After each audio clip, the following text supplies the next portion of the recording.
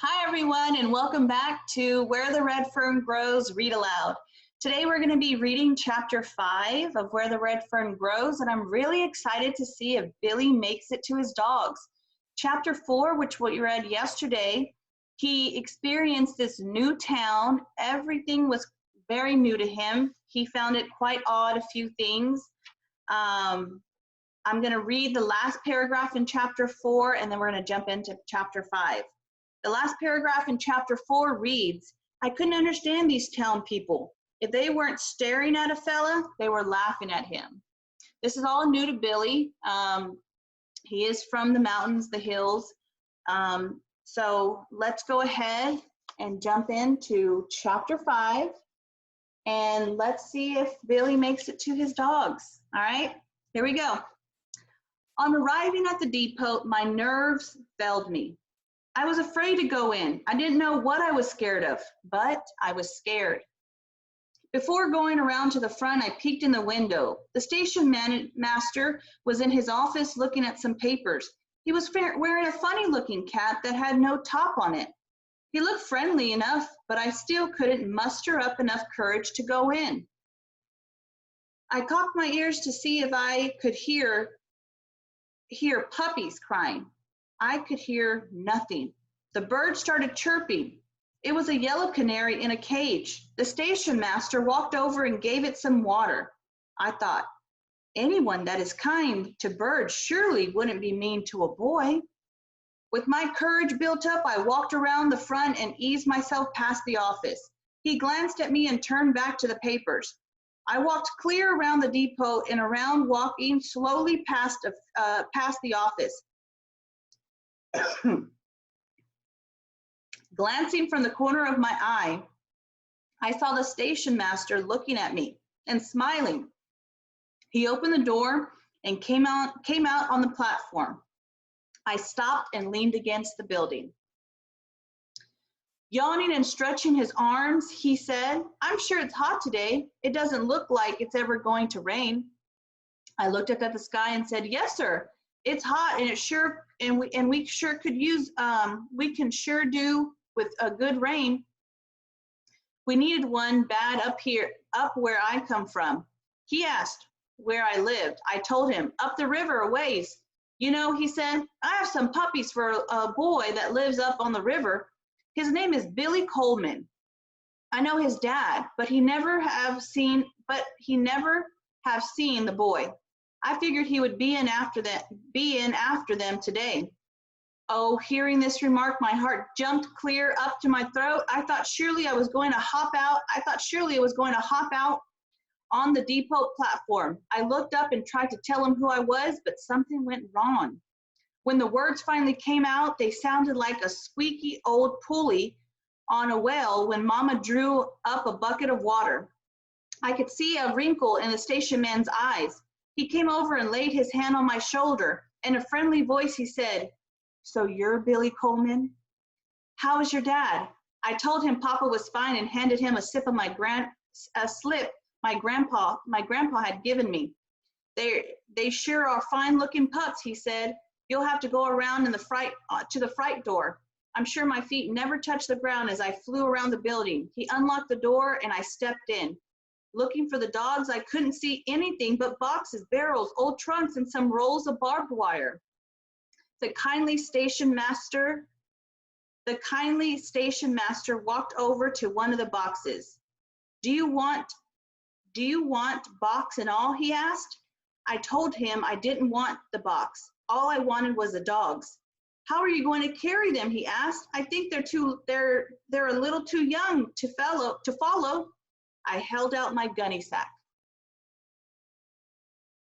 He looked at me and looked at the sack. Chuckling, he said, well, I guess dogs can be carried that way, same as anything else, but we'll have to cut a couple of holes to stick their heads through so that they won't smother.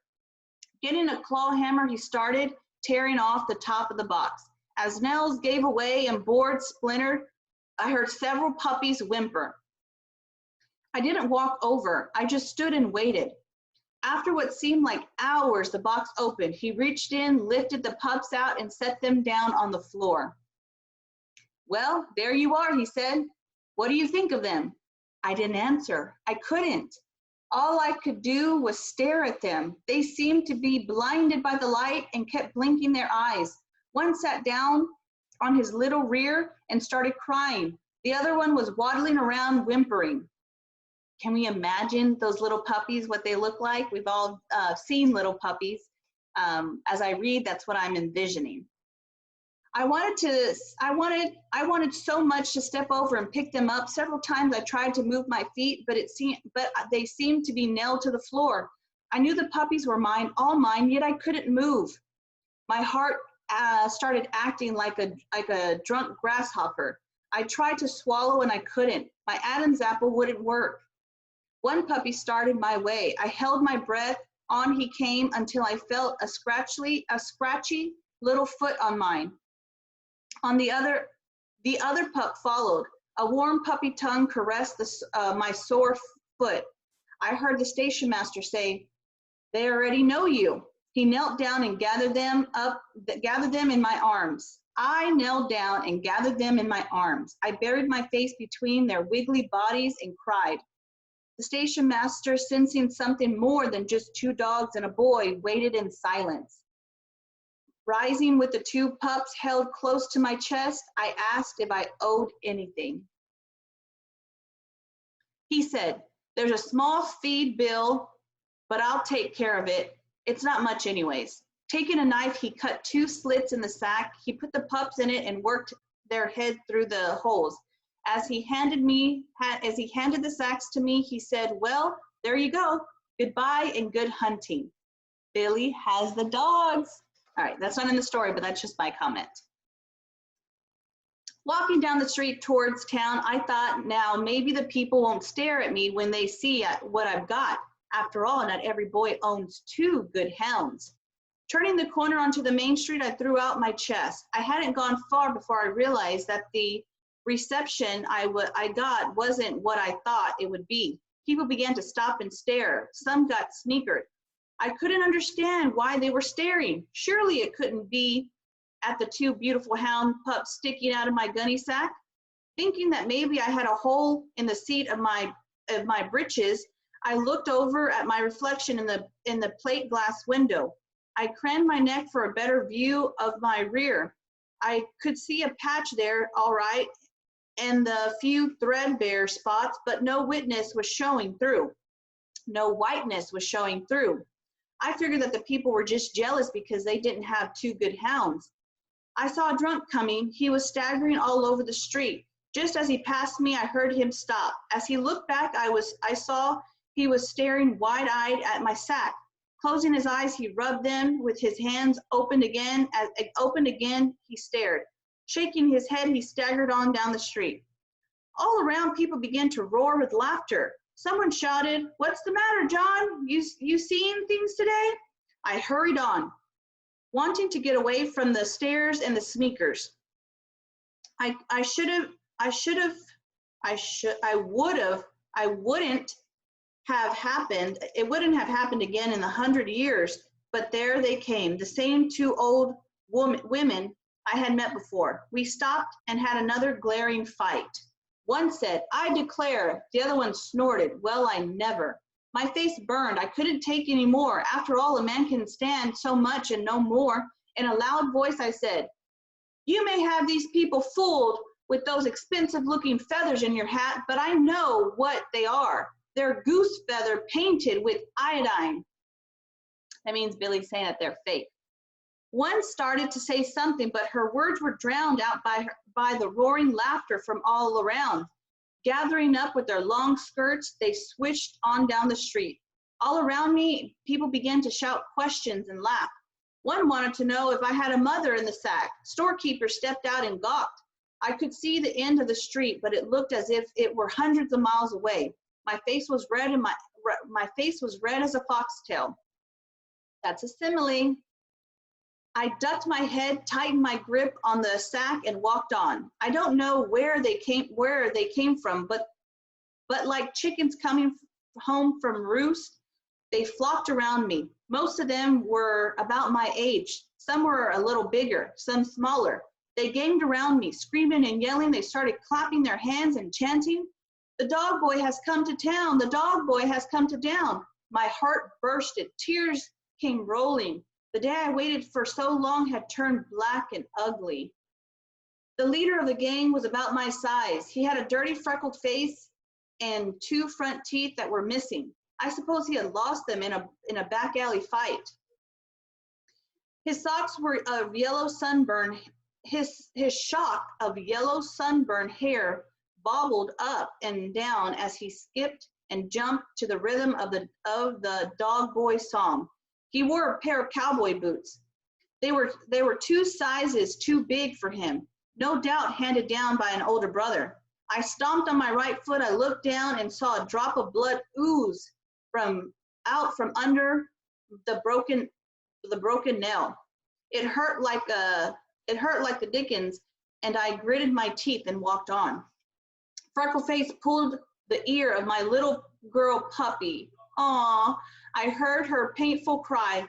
That was too much. I hadn't worked 2 long, hard years for my pups to have some freckle-faced punk pull their ears. Swinging the sack from my shoulders, I walked over and set it down in the doorway. As I turned around and to face the mob, I doubled up my fist and took a Jack Dempsey stance. Freckleface said, "So, you want to fight?"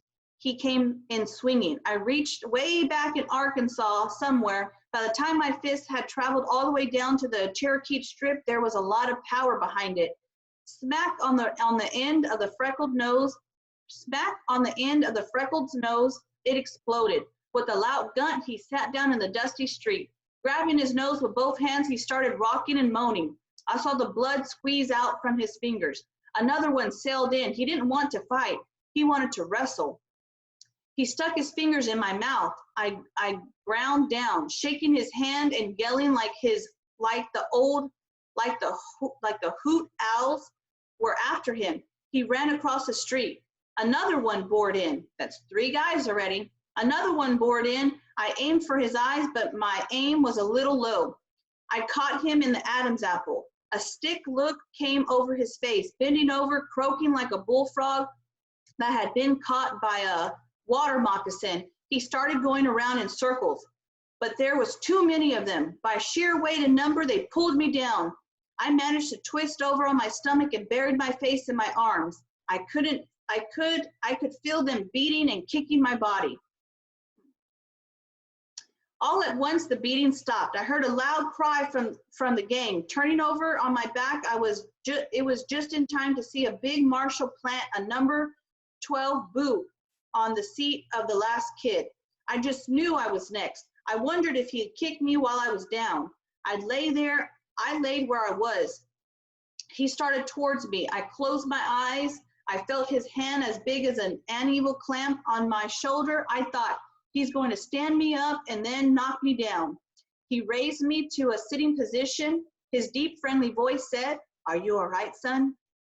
So this is the marshal. The marshal's like the sheriff coming in to stop the fighting, and he's asking Billy if he's all right.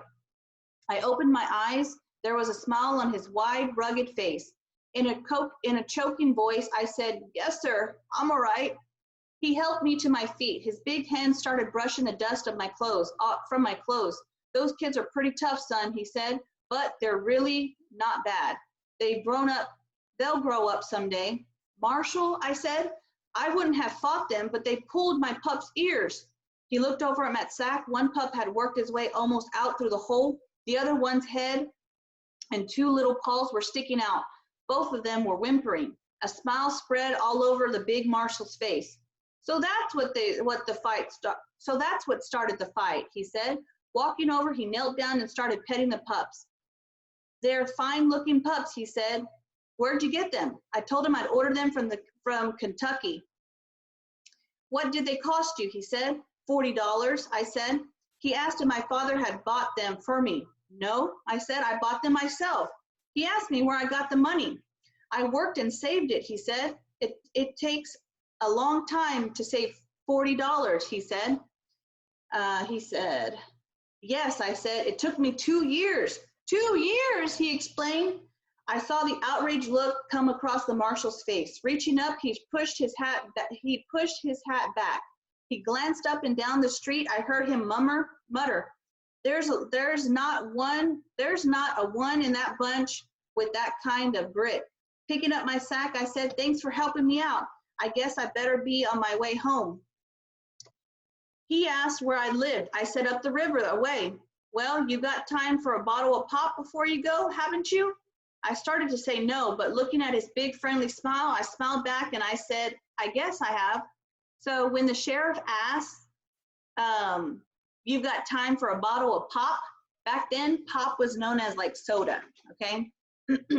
Walking into the general store, the marshal went over to a large red box and pulled back the lid. He asked what kind I wanted.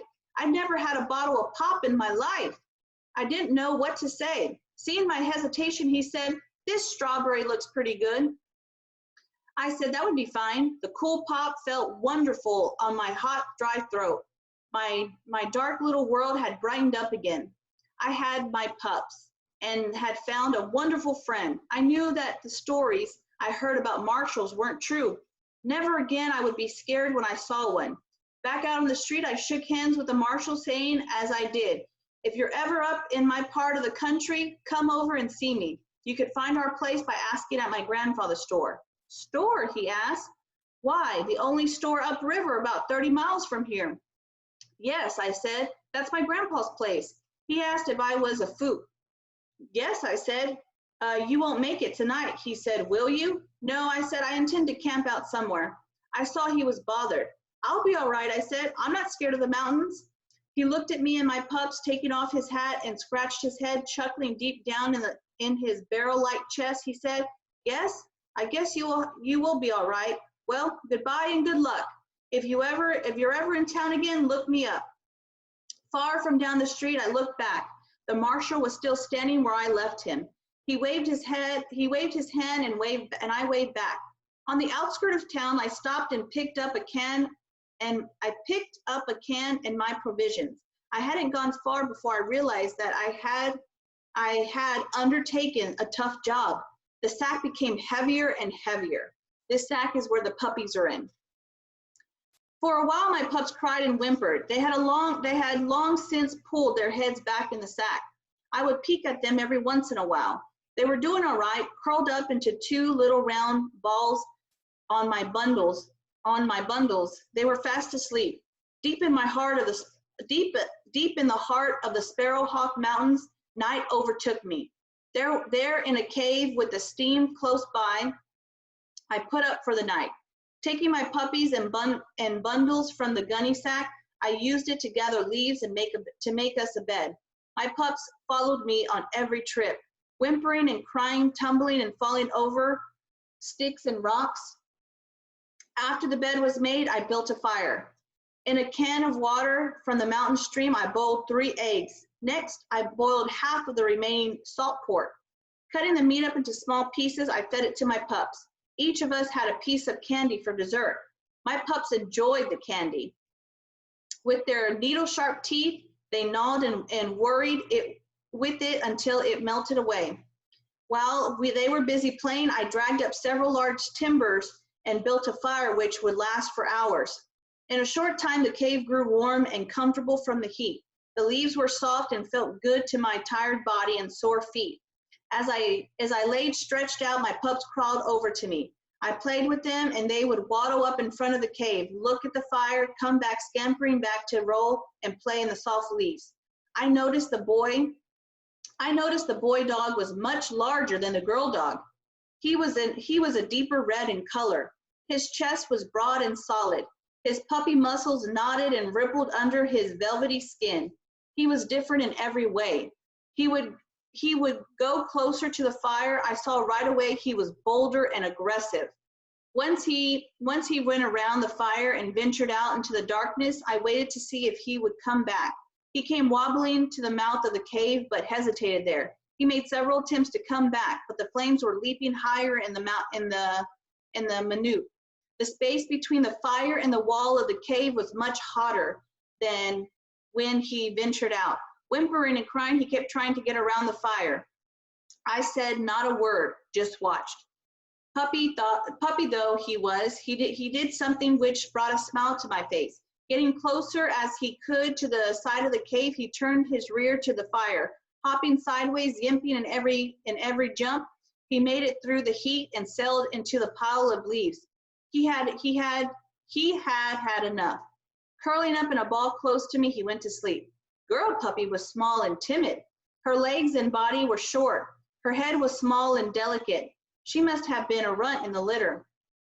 I didn't have to look twice to see that she lacked the power. She made up in the brains. She was much smarter than the boy dog, not sure of herself, more cautious.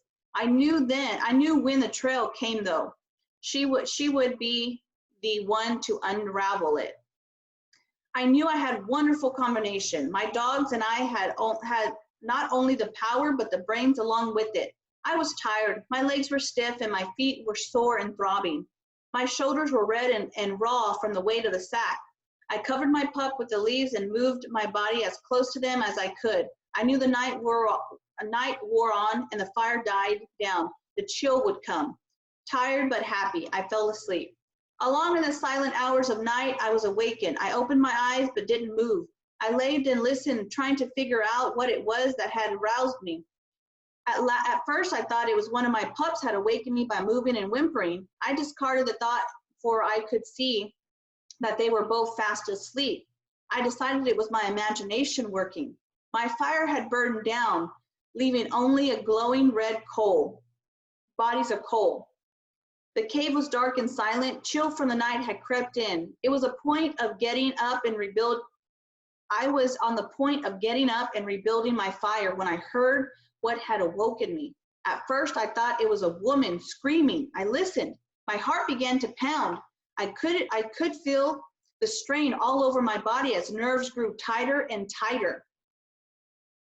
It came again, closer this time, and a high pitch of a scream scattered the silence of a quiet night. The sound seemed to be all around us. It screamed its way into the cave and rang like a blacksmith awl against the rock walls. The blood froze in my veins. I was terrified.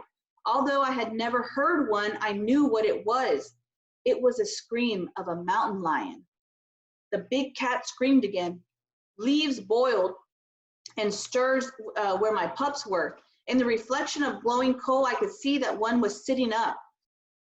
It was the boy dog. A leaf had become entangled in his fuzzy hair of his floppy ear.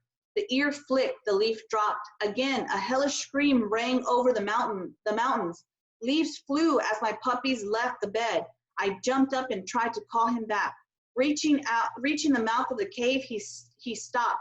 Raising his tail, his red head high in the air, he bawled his challenge to the devil cat.